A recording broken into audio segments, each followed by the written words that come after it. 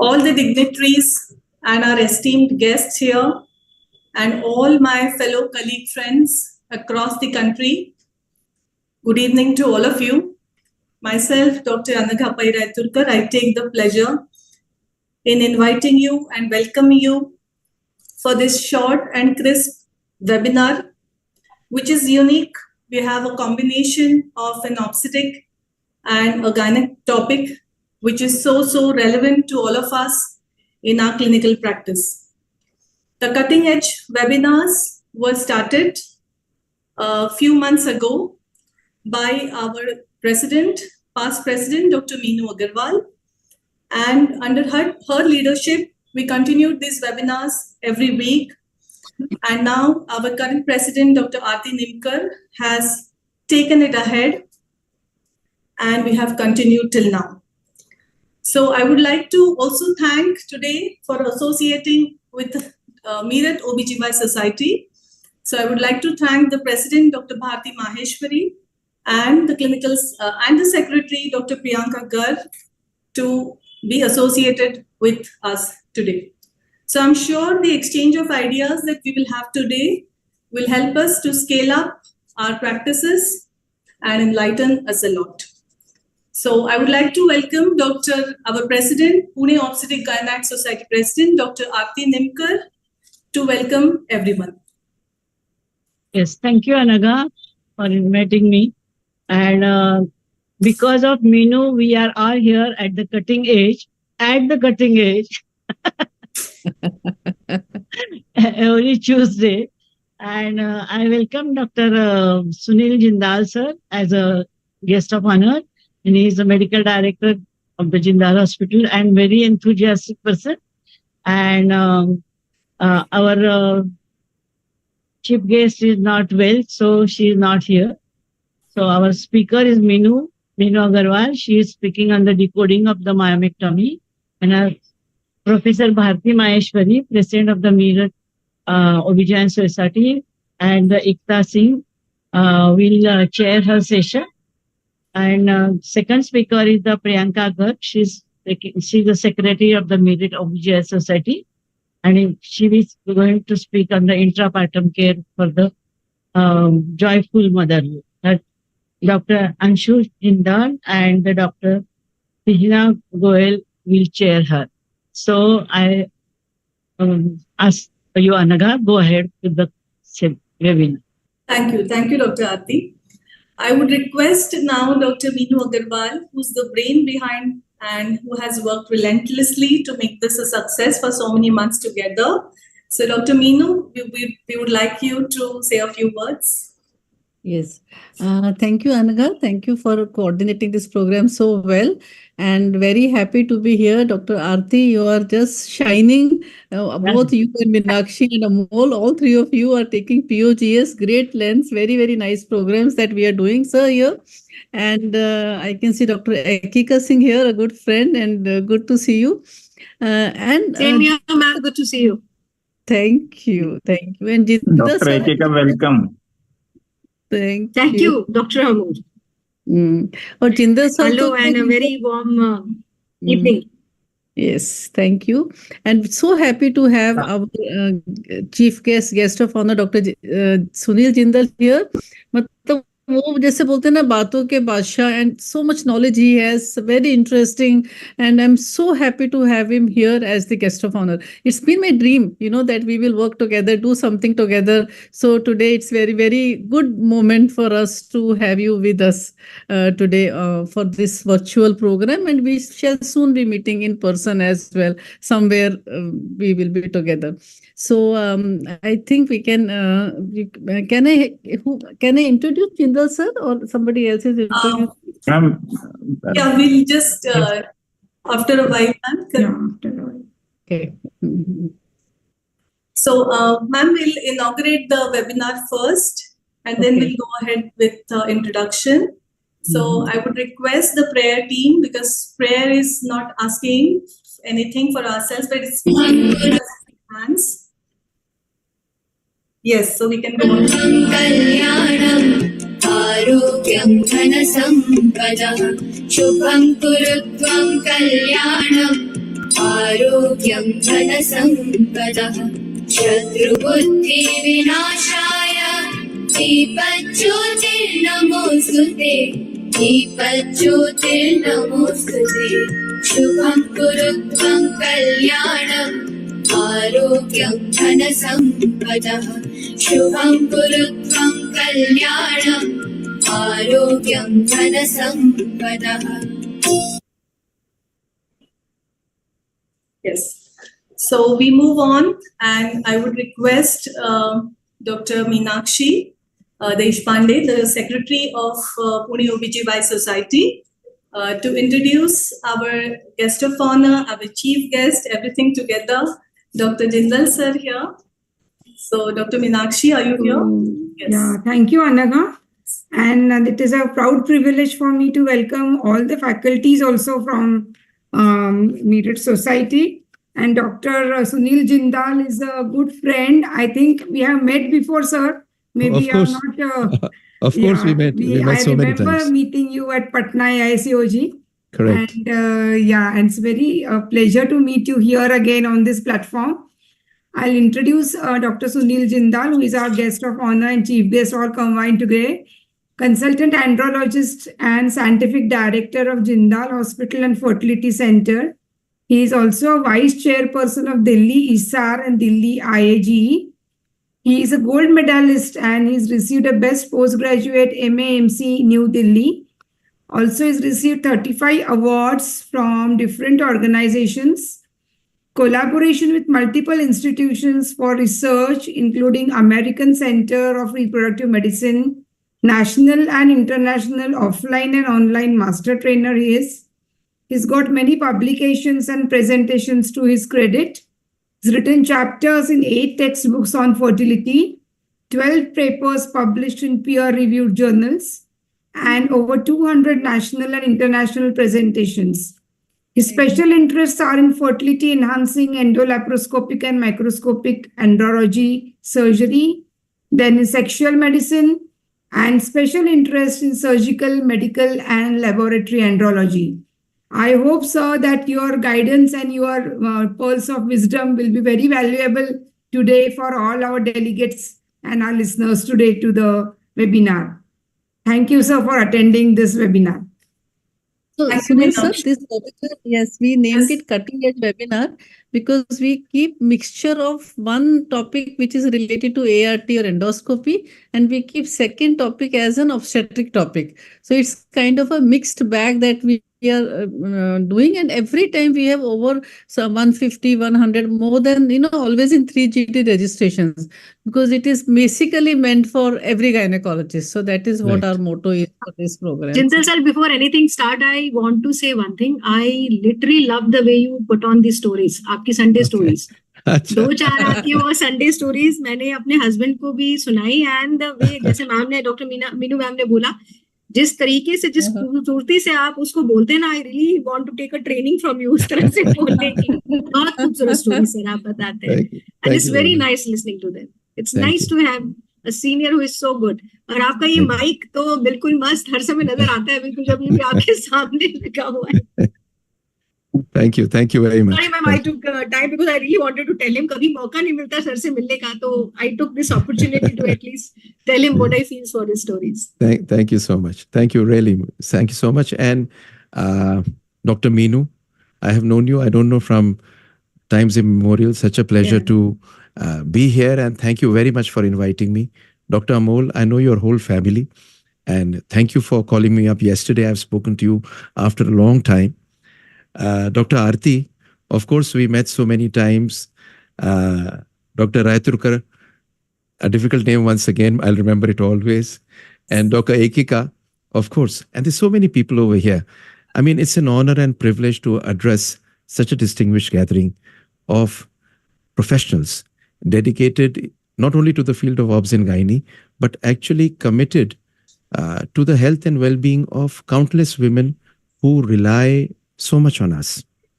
So being on the forefront of most critical cares of medicine, it's a very interesting thing, Dr. Meenu, that you have combined one portion of fertility with obstetrics it does two things. Number one, it gets more people together, and it gives the complete picture, because ultimately at the end of the day, we as medical people need only two things: empathy and relentless pursuit of excellence. So these advancements in the recent years are something which each one of us should be up to date with. And it's nice that Dr. Aarti, you're continuing with the legacy. And we all remember that every patient we encounter has a unique story. I mean, the story, I realized, I became a YouTuber 3 years back. And I started it in a very funny fashion. It just happened that COVID was down. There were so many webinars going on, and I would upload all those webinars and edit them a bit and upload them. Then I started talking about COVID-19 as something I wanted to tell people about COVID-19. But after posting about 70 videos, I did not even have 1,000 subscribers. And the truth remains, one day I told my son, in fact, my son told me to become a YouTuber. So one day I told my son that, well, this is something which is very funny. I think there's too much of an effort, and there are too many people in the world, but very few actually are interested in my content. So he looked at me and he said something very interesting to me. He said, what is the real reason for your making this content and being a YouTuber? Is it likes, subscribes, and significance?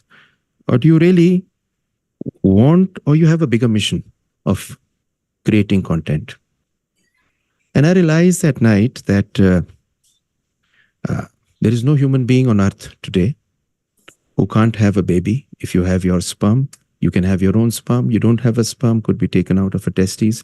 You do not have it, could be donated. A woman could have a donated egg. If the uterus is not there, a surrogate could be used. But the truth is that awareness for this, awareness for sexual medicine among students, among young people, was hardly there. And there is something which I had as a gift from the time I was in school, simplifying a complicated thing. So I realized this is what I need to do. And I started on, I changed everything, learned a lot of things. And in the next 12 months, I had 100,000 subscribers. So I got the silver play button. And after that, you know what happened? The interesting thing, this became therapy for me. I mean, whenever I'm stressed out, I make a video. Whenever I feel the day is not going well, I make a video. And soon, in the next 16 months, I had last November, 22nd of November, I got the golden play button, 1 million subscribers.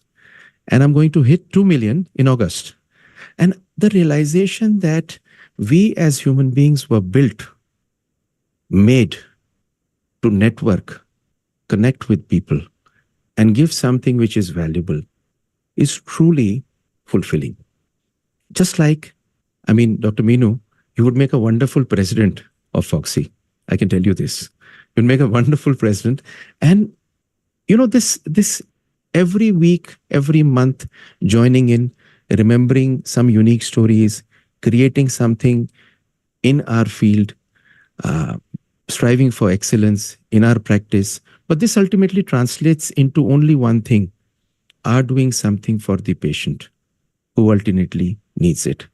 मतलब मैं आपको अगर सच कहूं, आप में से कितने लोगों की रातें खराब हुई होंगी पीपीएच की वजह से, आपकी कितने सारे बच्चों के बर्थडेज मिस हुए होंगे, आपके हस्बैंड कितनी बार पिक्चर अकेले देख के आए होंगे, और न जाने कितनी बार जो आप वाकई करना चाहते थे वो किसी मरीज की वजह से आप नहीं कर पाए, लेकिन फिर भी at the end of the day बहुत फुलफिलिंग आपके लिए रहा होगा. So let's continue to strive for greatness for our patients, for our profession, and for the future of OBS, gynae, patients, everything. Thank you very much for inviting me. It's very kind of me for you to invite me as a guest of honor or chief guest. You know, had you even invited me as a friend, I would have loved it. And thank you, Amol, for calling me yesterday. Thank you, Dr. Meenu. Thank you, sir. Thank you. इतना inspirational story. Thank है. you, sir. It was wonderful to listen to you. Yeah, very inspirational, very inspirational. Yes. Thank you, sir. It was absolutely mesmerizing to listen to you. No doubt you're going to have 2 million and I don't know how many more millions to listen to you. Your talk is absolutely mesmerizing. So we are very honored to have you here, sir, today. So maybe then move on and let us start with today's first talk. And to begin with the first session, may I invite our chairperson, Dr. Ekika Singh. Dr. Ekika is the managing director of Sharda Narayan Hospital in Mao, UP, and she is the president of OBGY Society of Mao. She's a member of Managing Committee ISAR, executive member of UP ISAR State Chapter.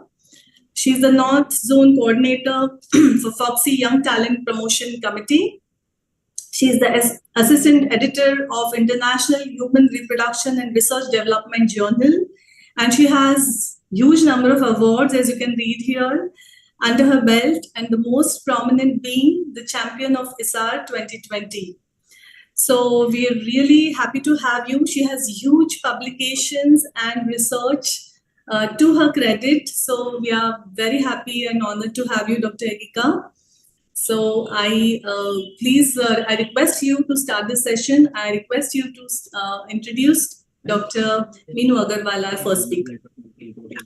Thank you, Dr. Anaga. And I must say, a beautiful lady with a beautiful smile. That's the first thing that comes in my mind when it comes about Meenu ma'am. Yes. And I mean, man, you see people around, and there are few people who really have that grace on their face, that softness on their face, and you just feel like tempted, like talking to them, and you are one of them. You give a comfort zone to everyone, to juniors, to your friends, colleagues, and obviously maybe even the seniors or the mentors. But as your junior, I can say this whenever I talk to you. So that's the personal part. As far as the professional part is concerned, I think you don't need any introduction, but still I would definitely like to go ahead. Immediate past president, Pune Obs and Gynae Society, elected General International Society of Gynecology Endoscopy, Foxy Imaging Science Committee Chairperson, Bachelor in Reproductive Endoscopic Surgery from European Broad Certified, Course Director, Endoscopy and ART Training Courses in UAE, over 12 publications in international journals, and first author of 4 books and authored many chapters. When it comes to awards, obviously there are plenty, but the most one which are being pointed, I would like to say India's Greatest Leader by Asian One, Icon of Health by Times Group, and Foxy Champion of Foxy.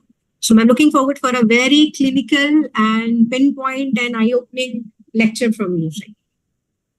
Thank you, Dr. Ekika. That was such a nice introduction. I am really moved by this. Thank you so much for this kind gesture of yours.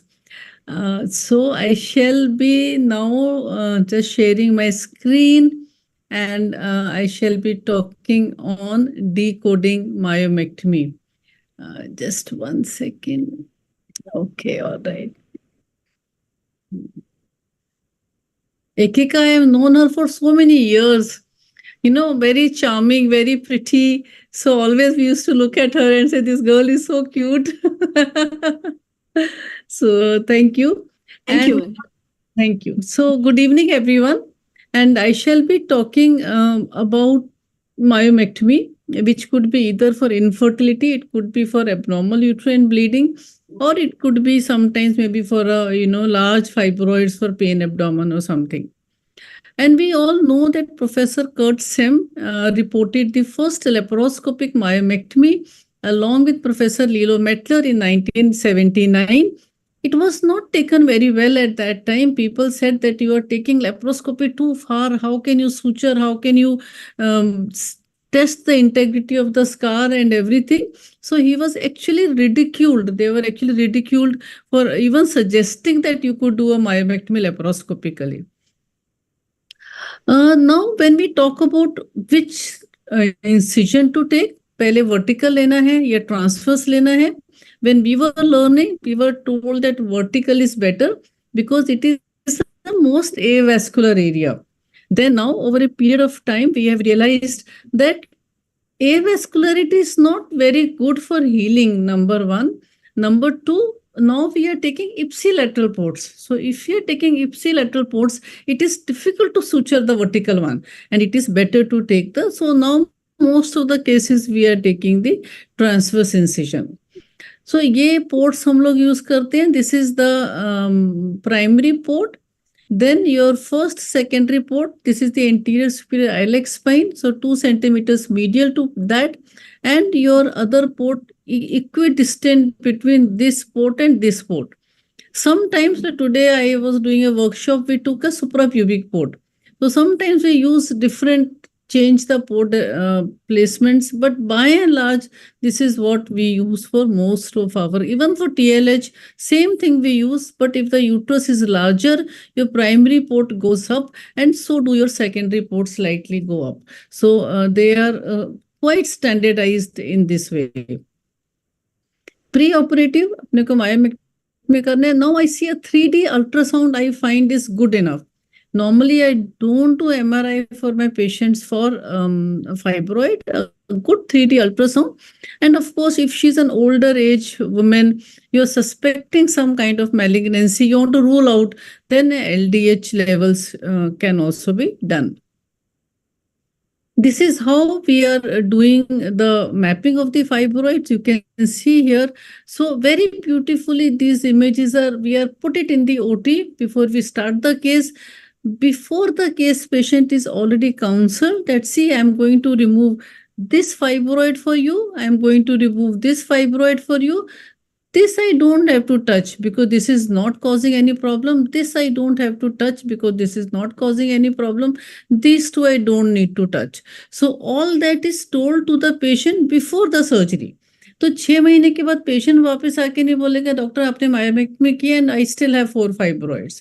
So if the patient is counseled before the surgery and then we have it in the OT and then we go ahead. So this is how this mapping is done and this is how we go ahead for the surgery. Sometimes some patients, if you have to do MRI, yes, by all means can be done. There is no harm, especially if fibroid is also associated with some kind of an endometriosis and you want to rule out a rectovaginal nodule. So then it is, you will find a rectovaginal nodule over here. So that is again a good idea to do an MRI. In those cases, even an ultrasound can show you beautifully a rectovaginal nodule, but you can reconfirm it with an MRI. अभी myomectomy में सबसे पहले तो how to reduce the blood loss. 3 चीजें हैं myomectomy में. First is your enucleation of the specimen, right? That is first. Second is your suturing of the defect that you have created. And third is the retrieval of the specimen. So ये myomectomy procedure is divided into these 3 parts. तो जब हम first part करते हैं enucleation of the specimen, how to minimize the blood loss. So it's for the again juniors who are there. When we are doing laparoscopically, then we can use vasopressin or we can use clipping of the uterine and IP ligament. This is possible. I will show you the videos. If you are doing hysteroscopically, suppose 4 centimeter submucous fibroid, you are worried patient itna anemic bhi hai thoda sa. So what to do? You put her on GnRH agonist. Leupride once a month do, 3 months tak do. 2 things will happen. उसका fibroid का size will reduce, bleeding will be much less, and the complication which can happen due to the fluid absorption will also be much less when you have already put the patient on agonist. Vasopressin, you can infiltrate laparoscopic cases also, and hysteroscopic also. You can infiltrate vasopressin in the cervix. I will tell you how. So these are the things that, and कभी कभी अगर open करना है तो what we do, I operate in some places where there is no possibility to do a laparoscopic surgery, तो हम लोग Foley catheter लेकर के यूट्राइन्स के चारों तरफ टाइट बांध देते हैं. So that is actually very, very helpful for an open myomectomy. So how do we dilute vasopressin? 1 ampule is 20 units. So you dissolve it in 400 ml and then use it. There are some studies where this 100 ml में dissolve करो या 200 में करो. Maybe, but what experience I have personally, I have always used this dilution. In some countries where vasopressin is not allowed, what they do, because when we talk to each other, we realize, we come to know, they tell the patient that this is not allowed in the country, but we are using it as an off-label use. Are you okay with it? The patient says, yes, if this reduces my blood loss, I am okay with it. However, if you have a complication related to vasopressin in those countries where it is not allowed, then their insurance will not cover it. So all those things also they have to keep in mind when they are using a off-label drug. So, I'm sorry, again, let me see. Okay. All right. So okay. So getting the right plane is it is a soft fibroid, but getting the right plane is very important.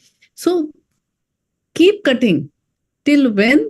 Till even if you cut a little bit of fibroid, it is all right, but don't make a plane in the myometrium. So if you lose it if you make a plane in the myometrium, because you will not get the right plane and you will keep on struggling, and the bleeding will also be much more, and the scar will also be weak because you have not created a correct plane. So this correct plane, that white structure, see there's a little bit of cut here. You can see there's a slight cut here. So this little bit of cut on the fibroid is all right, but getting the right, and then the fibroid ka jo tissue and the myometrium, the color is different, the look is different, the feel is different. So the moment you reach there, then you realize that this is the fibroid. Then you place a myoma screw and very gently and very, very gentle. The pulling should be again very gentle, because if you pull it with lot of force, if it is a submucous, intramural fibroid, then you will also pull the endometrium with it. Sometimes we may want to do an internal artery, uterine artery ligation. That is a possibility to do it, especially in cases where the fibroid is large or it is situated in an odd situation. See, it is situated cervical fibroid. It is an odd situation there, and this patient was not worried about her fertility. So whenever they are not worried about the fertility, you can see this is the uterine artery, and you can coagulate and cut it. But if you want the fertility, then you can put a clip and then you can remove the clip at the end of the surgery. And there is this Sanket, I think, has also developed that shoelace knot, which you can tie and then you can remove it. So all these possibilities are there to reduce the blood loss. Sometimes, we always say कि use a myoma screw, but abhi ekdam odd position may have fibroid. See, very much near the broad ligament. So then it is better to use a tenaculum. The tenaculum gives you more flexibility. So you can use a tenaculum in fibroids which are located at an odd position rather than using a myoma screw. So this also always be on the trolley, and this is a very, very good instrument to be used when we are doing a myomectomy. Is there a noise somewhere? Okay. So what are the suturing techniques that we can use? Nowadays, we are for all 5 myomectomies. I think I don't know which is the scientist who developed the barb suture, but whoever that scientist is, he's made the life of not only patients, women, but also surgeons a very, very comfortable life. Now we don't even think about suturing when we are doing a myomectomy. So we use V-lock at our center, but you can use any barb suture. It is a unidirectional. So एक side में barbs हैं उसके all. So you cannot take it out. जैसे if you use Vicryl, if you are not happy, you can pull it out. But in V-lock, it gets into the tissue. You cannot take it out, but you pull it nicely and it holds it over there. So it's a monofilament. There has a needle on one side. This is a loop. So the needle goes through the loop and that causes the holding of the suture when we are suturing. So this is how we are, you go from one end and then you go from the other end, and this is the loop. So this is how you take the needle from the loop out, and that is all. This is the only step required for a knotting, jisko bolte hain. There is no knotting required, and each suture you are taking it a continuous suture, but each suture by itself is like a single suture, like a, so it's a very good suture material that is there. So for all these cases, we can use barb suture V-lock that we are using at our center. So there is no need to tie the knot, and they are like continuous interrupted. So every bite that you are taking, that is a strong suture by itself. So uniform distribution of wound tension across the suture line, very consistent opposition of the wound edges, and it is, as I said, the suturing time is much less. Of course, if you are suturing fast, then less anesthesia, less operative time, and less blood loss. So knots, no more knots, जैसा बोलते हैं वैसा है, especially when you have a barb in your basket. Then sometimes you deal with a case of an adenomyosis. This is a bad adenomyosis, large uterus. Sometimes the report with an adenomyoma, they behave like fibroid. So the report also may show it is a fibroid query adenomyoma because it does not have a capsule. So now at our center, what we are doing is we do operate. Sometimes surrogacy is an option also with them, but sometimes you can debulk. Again, don't go very deep because, sometimes you may just open the cavity and not realize. So debulking on both the sides, and then closing like a, जैसे वो अंगरखा पहनते हैं, this one thing goes in and then the flap goes above that. So that it gets a tight strength to the scar line. So here, this is how it is, and there is no bleeding. You see here, so this is all fibrous tissue, this adenomyotic tissue. So we just debulk it nicely, cut it out, and then we suture it again with a barb suture. Yeah, okay, all right. So you can see here, and again, we can use monopolar, bipolar, anything, but better to use scissors because these are the patients who are looking for fertility. So we don't want to use any current. Even for fibroid, you can use harmonic, but that is okay. But as far as possible, don't use bipolar. Monopolar pure cutting can be used, but take very fast incisions with monopolar pure cutting. Keep it 60 or 70 setting pay so that it behaves like a scissors or like a knife. And this is how you can debulk it and then suture it. Then the second part is the how to morcellate. Now, morcellation is again a challenge. There were some cases where it was actually a sarcoma. They morcellated and then they found that it was malignant, and morcellation will spread all the tissue around. So very, very important. Number one, patient should be explained about the possibility. 0.28% I think is the risk of sarcoma at a particular age. So that has to be explained to the patient before we go for the morcellation. And then we also tried in-bag morcellation. And actually, I'm very happy with in-bag morcellation, especially because chote pieces, they just fly off.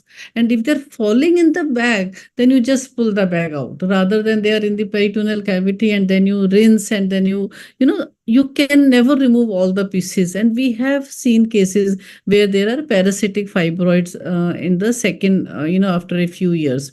This was one complicated case where we had a myometrial scar ectopic, did a myomectomy, did an embryo transfer for her. She was beta HCG positive, but this pregnancy happened to be in the myomectomy scar. This was the first case reported by our center, and it was a myomectomy scar ectopic. Again, it was managed laparoscopically. So we used vasopressin, we used a purse string suture all around before taking the incision, and we resected the whole scar.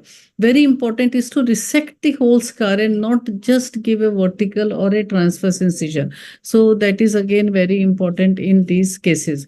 And this patient then, of course, conceived with a twin pregnancy and went till term. उनका कुछ मुहूर्त नहीं था तो 38 weeks पे जाकर के उसका फिर हमने सेक्शन किया.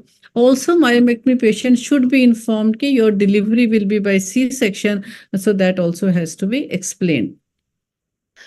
Now, suppose it is a submucosal fibroid. Should we remove it? Should we not remove it? Very clear guidelines whether she has infertility, she has abnormal uterine bleeding, submucosal fibroid should be removed. So how do we remove it? Again, you can most definitely reduce the size with GnRH agonist. Go ahead with the hysteroscopic removal. Now, today I am here doing a workshop and I used a Bugatti shaver. So Bugatti shaver is also excellent. It cuts and it sucks at the same time. So I do have a video also that we have to show. तो ये इसमें 2-3 चीजें mind में रखना है. Loop should always be under vision.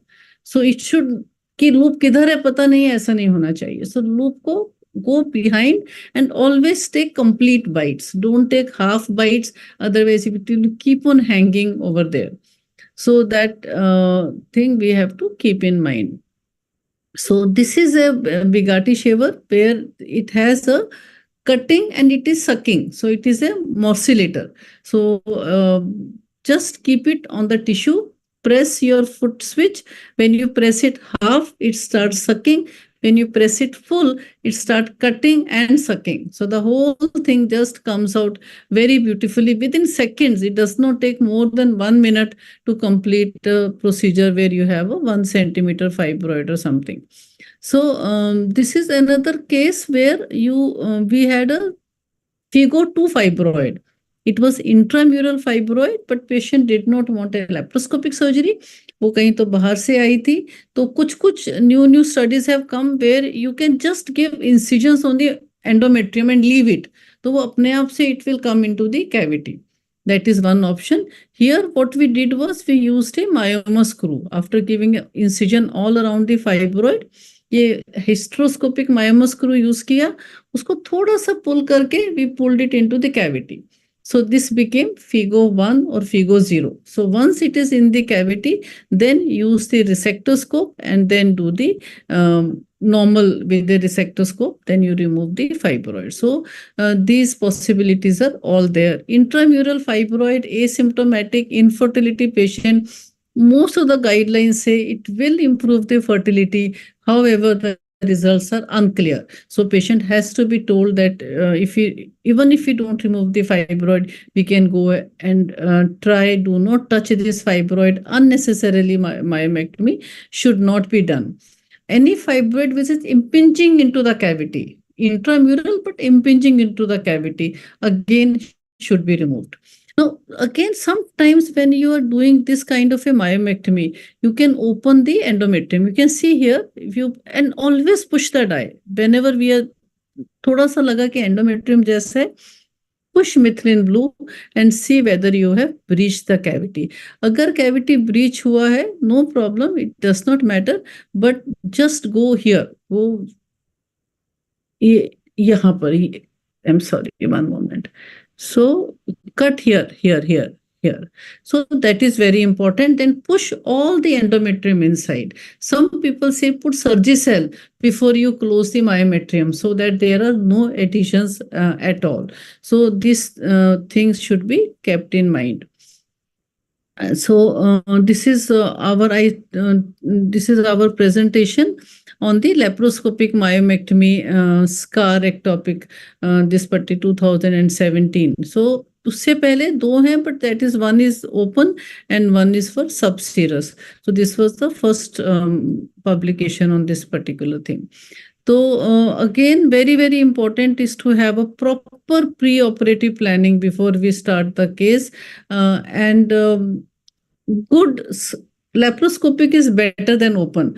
But if the fibroid, some people say 12 centimeter, 12 se upar ka hai, to go for an open surgery.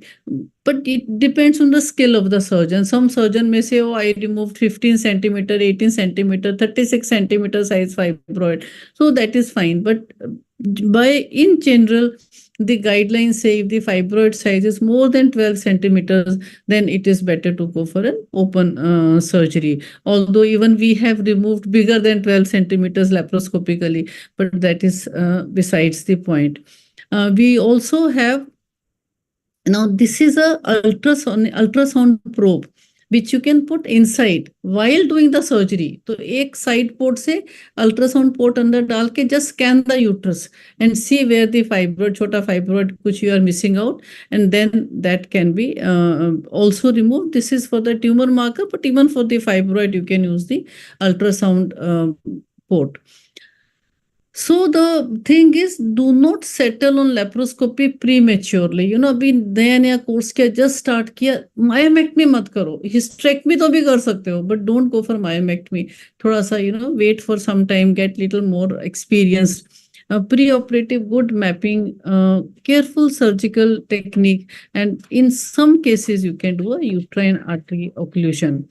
As I said, for beginners, do not include multiple fibroids, bade fibroids, chota low 6 centimeter, 5 centimeter, fundal fibroid, preferably posterior.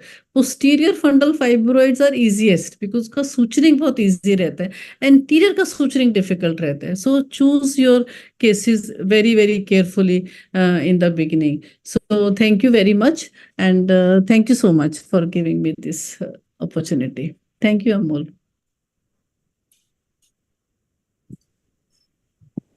Thank you. It was Thank you, Dr. Meenu ma'am.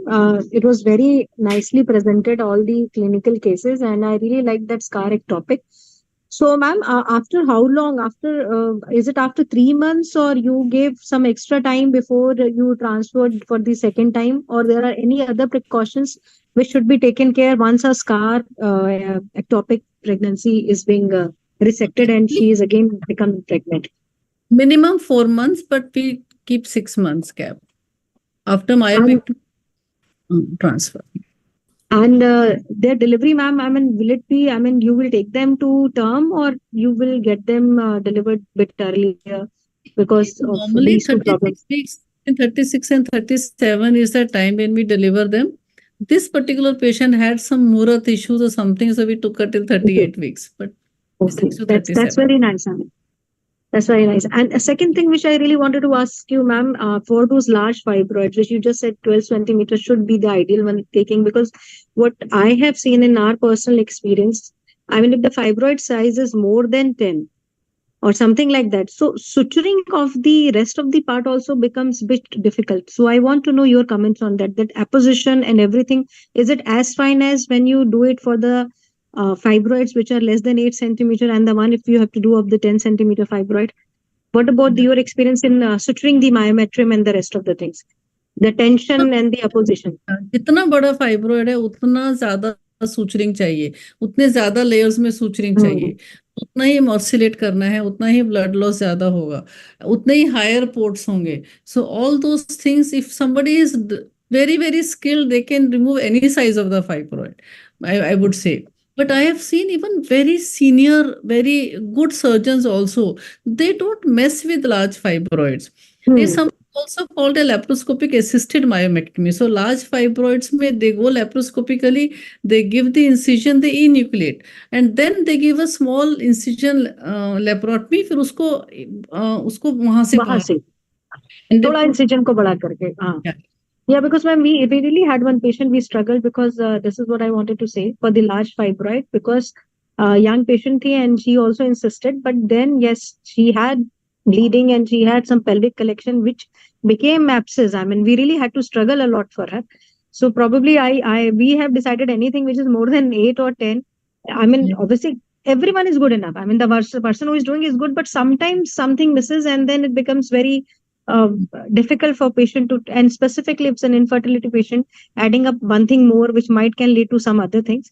So so that's it. Thank you, ma'am. Thank you. It was a very elaborated, I think clinically correlated lecture where a lot of good points have been taken up. Thank you, ma'am, for such a lecture, such a wonderful lecture. Meenu madam, wonderful, very nice. Thank you, Amol. Thank you, ma'am, for simplifying such a complicated topic for us. Thank you. May we now have the next session, is Dr. Priyanka here? So. Anaga will just call Dr. Priyanka. She told me she is joining, but maybe Okay. till that time, Anaga can go ahead and introduce the chairperson. I will just speak with Priyanka. Yeah. So I would like to now invite our chairpersons for the next session. And first chairperson is Dr. Tuhina Goel. So welcome, Dr. Tuhina. She's IVF and high-risk pregnancy specialist, and she's from New Delhi and clinical director of the Defense Colony Women's Clinic and IVF Center. She is a former senior consultant at Apollo Fertility, Nova IVF, and Medicover Fertility. She has multiple newspaper publications for twins and triplet pregnancies, and she has published various research articles in reputed publications. Her main research work is on endometrial scratching in IUI cycles, which was published in Fertility Sterility. And she has authored chapters on anemia in pregnancy, use of laparoscopy in genital cocks, and various others. So she has multiple laurels to her work, and she has done a huge work of research in the field of infertility. So we welcome you, Dr. Tuhina, here. Thank you so much, ma'am. Yes, so welcome. So Thank you so much. It's a pleasure to be here. Yes. So we have our second chairperson, Dr. Anshu Jindal, and Hello. nice to have you here. Yeah, thank you. Same here. So may I introduce Such a Dr. pleasure Anshu? being here. Yes. So we just spoke to Dr. and we had the pleasure of listening to Dr. Jindal also, Dr. Sunil Jindal also, yes, a little while ago. Yeah, So, yeah. to formally introduce Dr. Anshu, she's a gold medalist from New Delhi, and she has 30 awards from different organizations. She's the joint treasurer of UPSR, editor of UP IGA, and member of Infertility Committee FOXY. She's trained in laparoscopy at Germany and King's College in London, and runs a FOXY accredited Center of Excellence of Laparoscopy and Fertility Training. She has many publications and presentations, many chapters in textbooks, over 65 presentations nationally and internationally, and has delivered more than 6,500 children by ART, and has been on the front page of Times of India for her pioneering work in infertility. Thank you so much. Yes, so Madam, Thank you for a kind introduction. really honored to have you today. And she has been a regular columnist with Dainik Jagran since 2006 and special interest in reproductive endocrinology, fertility scans, adolescent health, organizing various IUI workshops and school programs for adolescent girls in public health camps. Thank you. So I hope Dr. Priyanka is joining us soon, and she's going to enlighten us about the intranatal care to achieve a very happy pregnancy outcome. So I think it's a very relevant topic. It's purely an obstetric topic, and I am doing all my high-risk IVF pregnancy management. So I think it is very relevant because this is the D-Day. I don't know how many of you are doing obstetric, but this is the D-Day for the patient when, everything is going to culminate today.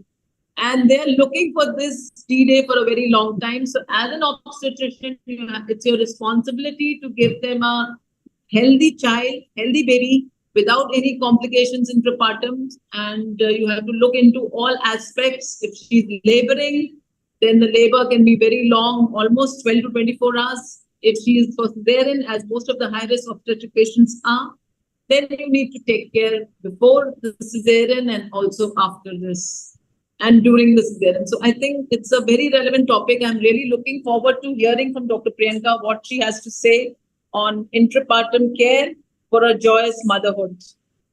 Really, thank you so much for inviting me over. Every time I listen to this joyful motherhood, every time I take home some points on this. It is such a beautiful title, Joyful Motherhood, and lovely presentation, Dr. Meenu. I love the slides. They were they were not crowded at all. You were just speaking of how you manage it, and so I really loved your presentation. Very clinical, very nice. Congratulations. Yeah. Dr. Anshu. And Dr. Priyanka Garg, I spoke to her. She has had some net issues, so she was taking 2 minutes to join in. Maybe Dr. Prasad, till that time you can share the slides. Till that time, can I ask one question, Dr. Tuminu? Just to keep Yeah, the discussion. sure. Yeah, ma'am, what would be the tips that you would guide us to avoid the dehiscence or this myometrial incision scar, the myomectomy scar? Because we have seen very early scar dehiscence and ruptured uterus, even to the tune of 28 weeks to 30 weeks. So is there something that probably the surgeon should have taken care, and what is it that leads to this, such an early scar rupture? I think the scar weakness is if there are some hematomas in the scar. Yeah. Use it nicely, अगर बड़ा है तो 2 layers में करो या 3 layers में करो, that is very, very important. If there are no hematomas, then the scar will not become weak. So use of barb suture is really actually helpful because you can go very deep. So don't take superficial knots, मतलब पूरा deep नीचे तक जाकर के बाहर आना है. And the second thing I feel कि I thought you were asking about the even adhesions. तो जो एजेस है ना वो ऐसे नहीं होने चाहिए, एजेस थोड़े से इन्वर्टेड ऐसे अंदर जाने चाहिए, so that so what we do is we take a suture like this and then like this. We don't take the edge in the suture. So when you tighten it, the edges automatically go inside. Inverted. And Not then inverted. over it or something. And how long do you wait after a myomectomy for the scar to heal? Do you allow 3 to 4 months of healing time, Dr. Minu? Minimum 4 months, but we prefer 6 months of transfer. Yeah. After that myomectomy is correct topic, now 6 months we wait. Absolutely. Okay. Yes, so Dr. Priyanka is live and online. So There will be slides. How do you wait, Dr. Anshu? 4 months or 6 months? 4 months. More. Not months. more. Because, these patients are very, very cranky and very impatient by the time it's their turn. So we give them 4 months and give them high protein diet. We stress on high protein diet. Okay. Meenu madam, आपका वो case देख के मुझे मेरा experience भी share करने को मन किया. शेयर करनी है तो बस फिर करते हैं. Myomectomy scar ectopic ना, similar patient I had. It was a big lateral wall fibroid going into the broad ligament, and we did the myomectomy. 4 months later, we did the transfer. The pregnancy was intrauterine, 6 weeks पे intrauterine, 8 weeks पे repeat scan हुआ intrauterine, and she came with pain, and the pregnancy was into the broad ligament. So It was मेरा भी यही हुआ था. It was labeled as intrauterine. फिर missed हुआ, फिर medical management दिया. She did not bleed. Then we took her for DNE. DNE किया तो कुछ products नहीं आ रहे हैं. फिर हमने ultrasound किया तो sac दिख रहा है. Then I put in a hysteroscope. Hysteroscope पे empty cavity was empty. Then I said, oh my God, it is a myometrial scar ectopic. So जो आप बोल रहे हो ना Amol, it was right from beginning. It must be in the scar. We don't diagnose it. Yeah, no, but it was intrauterine. It popped out through the lateral wall scar of the uterus into the broad ligament. And then when I put in the scope, it was there was no bleeding inside, but the pregnancy was so vascular that I did not have the courage to touch it. So फिर मैंने transvaginally वो 9 weeks का pregnancy नीचे से ही उसको reduce कर दिया था. भेजो ना ISG में publication के लिए अगर हैं तो इसके videos and वो सब details. It's a very Even I did one antenatal myomectomy now, ma'am.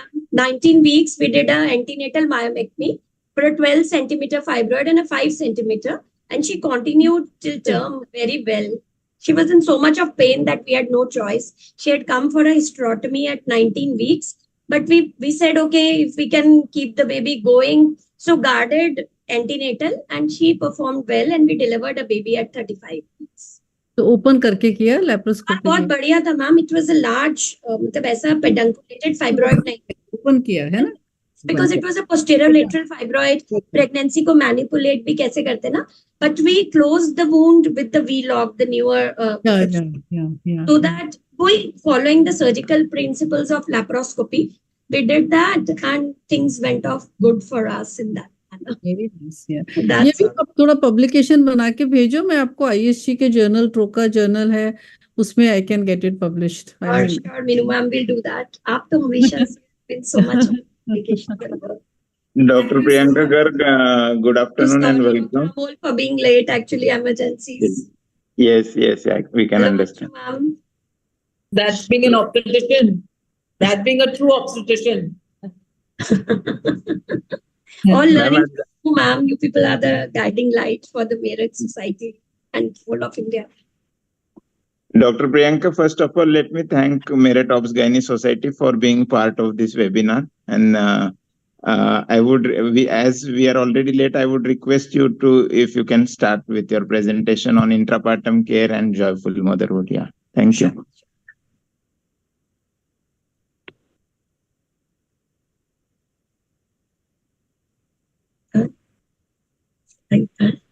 Just a second. You can share the slides. Yeah, I'm sharing. Just a second, I'm sharing. Yes, ma'am. Let's save here. Okay. See, till then we discussed, like, nowadays, as we all know, that the rates of cesarean sections are rising, partly because the indications for cesarean sections are increasing, and partly because people fear going into labor. There are such smart young girls. Am I audible now? Yes, audible. Yeah. So partly because the girls are now fearing going into labor. Many of them come to us, don't tell to our mother-in-law, but we want an elective cesarean section. Kindly promote. So that is an initiative now, I think. If we give them a pain-free and good, joyful intrapartum care, probably the fear of facing the labor goes off. Like in Indian movies now, they've seen Hema Malini running with a lot of labor pains, trying to deliver the baby in a rainy season. So that is what. So the purpose of moving on to intrapartum joyful maternity care is this, I think. So I'll just share. Are my slides visible, Dr. Amol? Yes, visible, ma'am. Visible. Yeah. Visible. So, good evening, everybody. With this brief introduction, I move to my topic, that is intrapartum care for joyful motherhood. Joyful means pain-free. It's not moving. Priyank, it's not moving.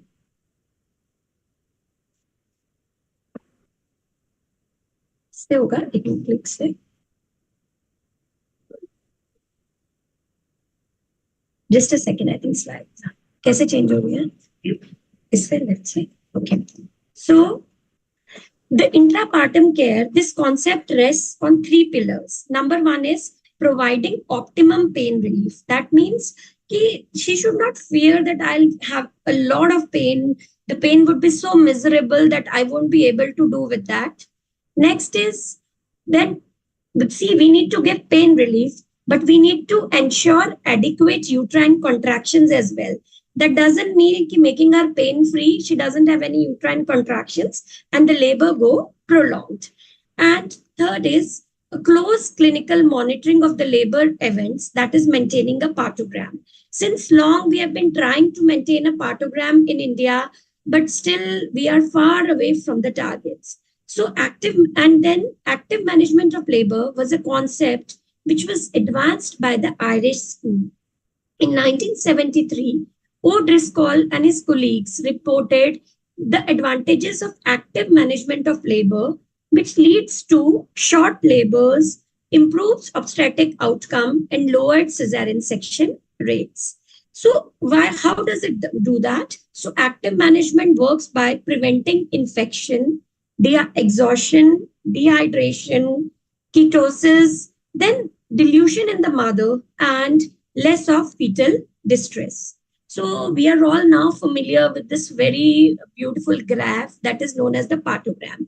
But yet WHO also keeps on changing the definition of active first stage of labor, plus when you should try to plot the partogram. But as of now, it is after 4 centimeters. Some books, some data says 6 centimeters, but the graph, actually here the graph is shown from around 1 centimeter but it's okay. The latent phase can be a lot prolonged. So it would be always wise enough to start drawing the partogram after 4 centimeter dilatation. And then according to the time elapsed, which is shown on the x-axis, you can have a look at when you are crossing the alert or action line. So patient selection is no identifiable medical or obstetrical complications, primary gravida with a singleton pregnancy. See, the management of twins gets different with Catholic presentation, and there should be actually a spontaneous onset of labor. And the gestational maturity should be between 37 to 41 weeks. And see, nowadays, all of us are having a machine to record the basically NST. So the CTG needs to be done at the onset of labor and should be a very, very reactive NST. And as I have already told, that active phase of labor is when there is cervical dilatation of more than 4 centimeters and at least an effacement or decrease in the cervical length by half, that is 50%. So what are the selection criteria? A primary of multi greater than 38 weeks, a low-risk patients, present of anesthetist and a neonatologist, consent, and during active phase of labor. So we should be very careful and do not embark upon, because in the era of medico-legal and when cesarean sections are so safe, we should not actually bang our heads into the patients who will not deliver, because antepartum hemorrhage, in that sudden contractions might lead to abruptio placentae. In cases of preeclampsia, when you need to be more careful, diabetes, we all know that there is a greater risk of macrosomia and shoulder dystocia in diabetes pregnancy. So we should be careful in this. In presence of polyhydramnios, because this might lead to abruption, then sudden amniotic fluid embolus, oligohydramnios, CPD, malpresentations, or premature ruptures of membranes. So the medication protocol, हमने बहुत पहले ये सब start किया था, फिर हम थोड़ा सा reluctant हो गए, but it is now the need to go for a new beginning as well. All of us are versed with Drotin, Buscopan, Epidosin. We are using it off-label, but this is how you can use it in a systematic manner. So the starting point of active phase of labor is identified. That is cervical dilatation of 4 centimeter or more, uterine contractions at a frequency of 3 per 10 minutes, head should be engaged, no clinical suspicion of CPD, patient may have show or draining. So as per the protocol, a combination of drugs are used to provide effective pain relief, coupled with antispasmodics, which help cervical softening, yielding, and dilatation to moderate driving. So advantages of the protocol, basically what we are using, now we are using it with a synergy. That means when which drug needs to be given. Okay. So what are we going to do? As it is, whenever we admit a patient in active phase of labor, we put in an IV excess. So what we are going, because the patient is non-diabetic, we have made it sure. So we are starting an IV infusion with 5% ringer at about 20 drops per minute. Ensure that pains are optimal, that is 3 to 4 sustained pains per 10 minutes. If necessary, we may add 2 units of oxytocin to the drip, or even give a small tablet of 25 microgram of misoprostol orally or sublingually to ensure that optimal pains occur. Because if we are using the sedation tablets and not giving active uterine contractions, then also the purpose is flawed. So now to give pain relief, what are you going to do? You're going to dilute an ampule of pentazocine or Fortwin, that is 30 milligram, with a diluent, that is normal saline or distilled water, and similarly dilute an ampule of diazepam in 10 ml. So now we have an ampule of Fortwin and an ampule of diazepam. So उसमें से एक ampule हमने 10 ml में dilute किया है और एक ampule को हमने 10 ml दोनों में किया. फिर उसको 1/5 of the drug, that means 6 milligram of pentazocine and 2 milligram of diazepam slowly in bolus form through the tubing of the infusion line. We start an intravenous infusion line with 5% ringer lactate solution at about 20 drops per minute. Ensure that pains are optimal, that is 3 to 4 sustained pains per 10 minutes. If necessary, you may add 2 units of oxytocin to the drip or give a tablet of misoprostol orally every hour to ensure optimal pains resulting in progressive labor. That means every 10 minutes we have to ensure, and if not, contractions are not good, then we may keep on adding 2 units of oxytocin. Usually we all know by around 5 to 7 units of oxytocin, good contractions occur. Or by repeating 2 doses of misoprostol, that is 25 microgram once, then again 25 microgram after 3 to 4 hours. Then again we need to, initially we have diluted that, and then observe progress of labor by charting maternal and fetal parameters by partogram every hour or earlier if indicated, and assess progress of labor on the basis of cervical dilatation and descent of fetal height as documented periodically on partogram. When patient is in advanced labor, fetal height pressing down on pelvic floor, patient starts complaining of severe pain. At this time, we mean that. We also know the signs of second stage. That means early second stage is occurring. Cervix is often dilated. So at that time, we administer ketamine. We all have been using ketamine for DNCs, and we all know that it is very, very safe, except in hypertensive patients. You need to be careful for hypertension, bronchial asthma when using ketamine. Okay? So this proven obstetric, we all know that the proven obstetric analgesia is epidural analgesia. But due to the crunch of anesthetists, and the patients are obviously, they are so in India na, लोग spinal anaesthesia से भी इतना डरते हैं कि मेरी रीढ़ की हड्डी में इतना दर्द होता रहेगा, मुझे इतना पेन होता रहेगा कि many of them are not comfortable with epidural. So I think this might help them at least. So in places where epidural analgesia cannot be provided, tramadol, a centrally acting non-opioid analgesic, has been used as a labor analgesic. Ketamine, a dissociative anesthetic, is gaining popularity because it provides excellent pain relief and patient satisfaction. So level of analgesia is then graded on the scale: no pain relief, mild pain relief, moderate pain relief, excellent pain relief. So what we are talking today are talking with clinical evidence. So 200 study group, 200 controls, and we found that in program labor, 176 delivered vaginally. ऐसा कुछ भी नहीं हुआ कि cesarean section का कुछ rate बढ़ा. In controls 162, but what you see that the mean duration of active phase was significantly reduced. That means 3.5 hours. एक lady जिसको 5 घंटे तक पेन बेयर करना था, अब वो 3.5 घंटे में फ्री होती है. And the mean rate of cervical dilatation was increased from 1.2 centimeter per hour to 2.5 centimeter per hour. The mean duration of second stage was so cut off to 26 minutes. And third stage, as it is because we are doing active management, again, it was shorter to 3.5 minutes. The pain relief was excellent. Usme bichare, none of them had pain relief, but here 24% had. And no perinatal loss was recorded. But on the contrary, in the control group, 1 perinatal loss was recorded. Okay? Because the second stage of labor was so prolonged. Priyanka, if you tell me.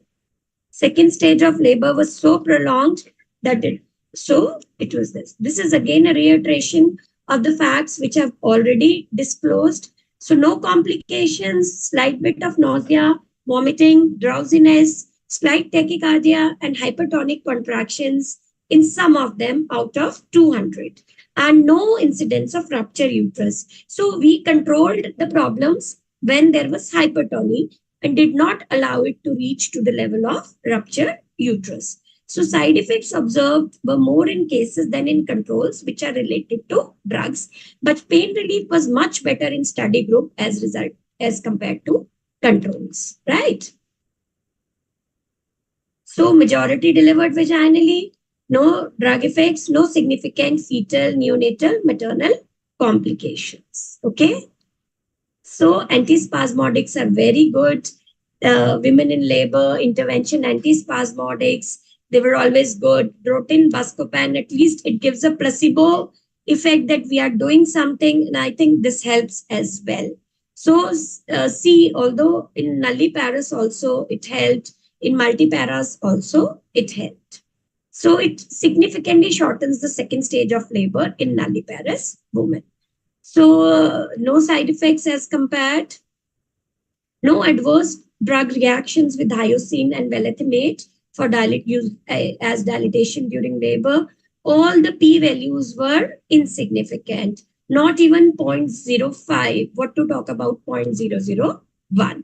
So drotaverine, Velocine, they are all good. So advantages of intrapartum care is it shortens labors with substantial pain relief, significant amnesia of painful events of labor, average blood loss was less, the duration of all the 3 stages of labor was markedly reduced, obstetric management simplified, there was lowering of the incidence of operative deliveries. Neonatal morbidity was similar to the control group. So as obstetrician, gynecologist, not only the patient gets relieved when there is a vaginal delivery, एक obstetrician की बहुत वाहवाही होती है. कहते हैं कि एक vaginal delivery का patient 5 और लेकर आता है, और अगर हम एक pain-free delivery देते हैं, so that is an amazing experience for the obstetrician as well as for the patient. So thank you. Let us ensure a better life, a better future, a better obstetric outcome. Thank you. Thank you. What a wonderful talk. And very rightly you said that एक patient pain free हो, चाहे वो vaginal करो, चाहे वो cesarean करो, a patient should be pain free. That is so beautifully said. Yes. Thank you for this wonderful talk. Thank you, ma'am. Thank you. Yes. Thank you, ma'am. It was wonderful. Dr. Tuhina or Dr. Anshu, can we have your remarks?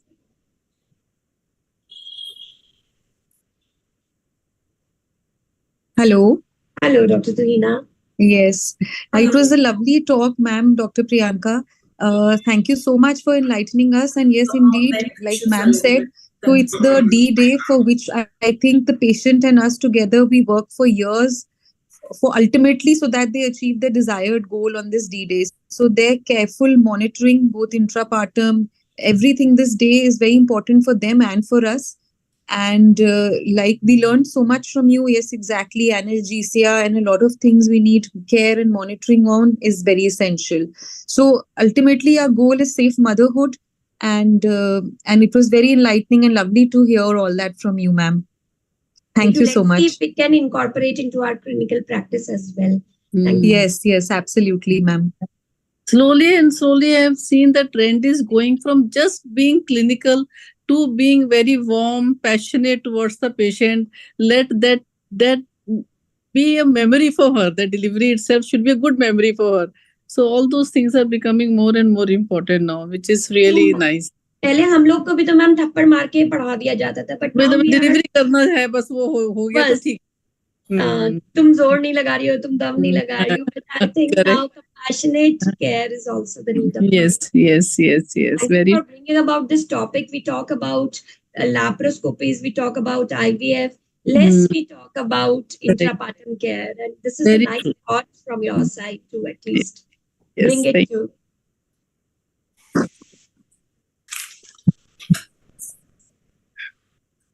So thank you, Dr. Priyanka. Some remarks from Lovely talk, Priyanka. Thank you, ma'am. Thank you. But tell me, in high-risk obstetrics, what do you do? It's like cesarean right away, or you take them for labor? Ma'am, actually, I to work in a center where we have the facilities for epidural analgesia as well. So what we think is, ma'am, that is what was the take home. Ki don't be too much into, because of the medical legal problems now, at least this protocol is only for those in which we feel that there is a high likelihood of delivering vaginally. How we can help her go through that phase easily, ma'am. Yeah, very true. And in previous cesarean patient, do you offer them labor induction, or they are for No, ma'am, we don't offer them labor induction routinely. But if they go into spontaneous labor, the cesarean has been done by It's a us. very rarity. No, ma'am, Which one is of a my rarity. patients now, I couldn't beat that. She conceived just 6 months after her previous section, and that too for antepartum hemorrhage. She was on bed for the whole lot of her pregnancy. I did her section, and then when she came to show to me, she was already 8-9 centimeters dilated at home.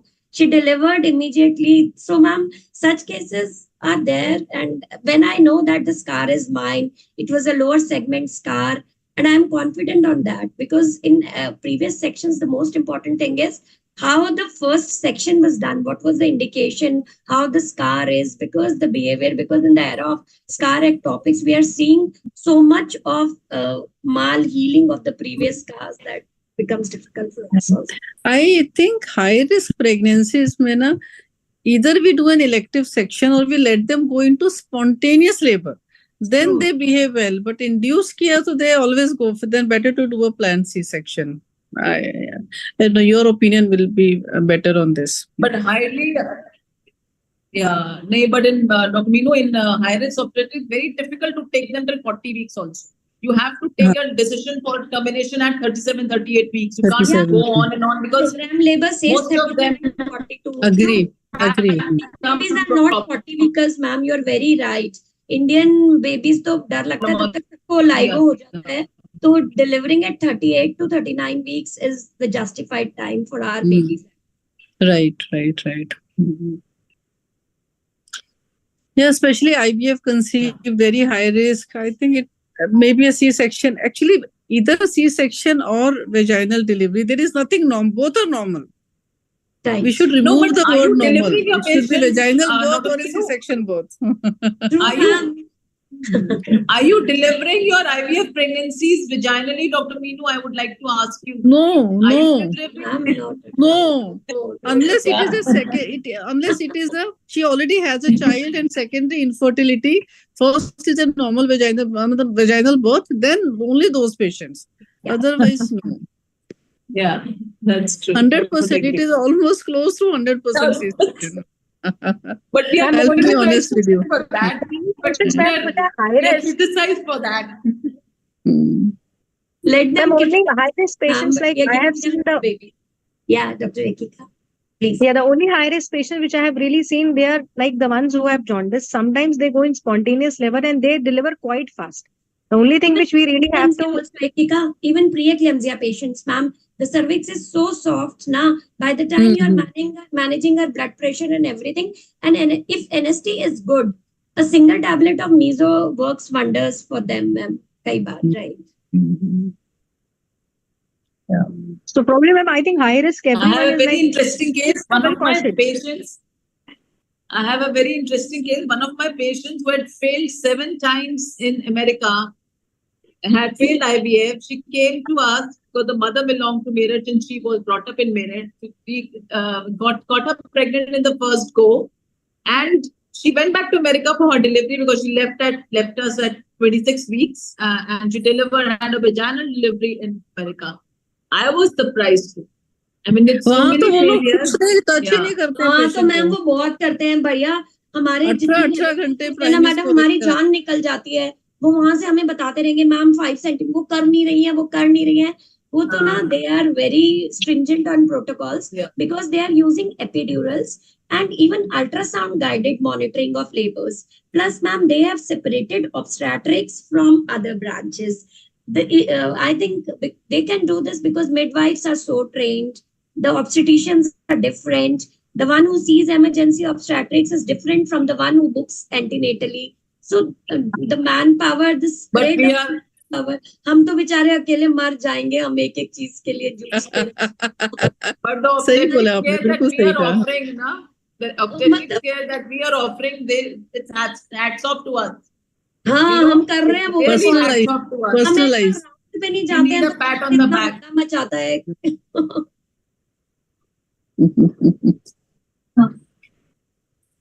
Finished with your yes, how does the French? Thank you, Dr. Priyanka. It was wonderful to listen to this simple topic of making the labor joyful. So Really thankful to you. Dr. Amol, I invite Dr. Amol, our Clinical Secretary of Pune OBGYN Society, to forward the vote of thanks for today. Yeah, at the outset, let me thank Merit Obsgynae Society for making us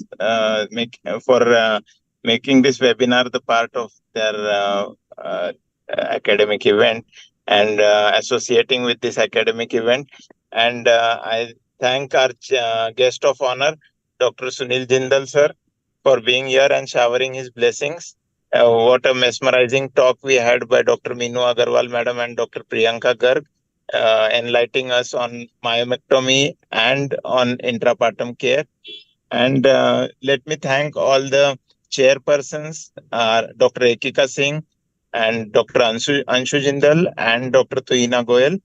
I thank all the delegates. I thank Pune Obsgynae Society for giving me this opportunity to interact with you all. And I also thank BSV and Mr. Prasad from BSV for all the efforts in giving us this platform. And they have been with us for every week for the last so many months. I would urge all of you to vote for Dr. Meenu Agarwal. She is standing as the Vice President, West Zone, FOXY. So I would urge all the delegates and all the faculties to please cast your vote for Dr. Meenu Agarwal, madam. And we would love to see you all again next Tuesday, 4 to 5 p.m. for continuing this cutting edge webinar series. Thank you once again. And of course, thank you to Dr. Anaga for coordinating this event such a wonderful way. Thank you. Thank you. Thank you, Amol. Thank you for your kind wishes. Thank you, dear Anaga, for coordinating it very well. Thank you, Mr. Prasad, for every Tuesday, relentlessly you're working through the week and then you're there on every Tuesday. So thank you so much. And thank you, Merit Society. Thank you, Dr. Anshu Jindal. Thank you, everyone who has joined, Dr. Gupta. 0.033 mm? No. centimeter. Centimeter. Mm. 1 French is equal to 3 millimeters. 0.3 millimeters. Thank you, ma'am. Sorry. Thank you. 1.5 centimeter. Yeah, thank you. So see you all. Okay. Bye. Bye. Thank you. Okay. Bye.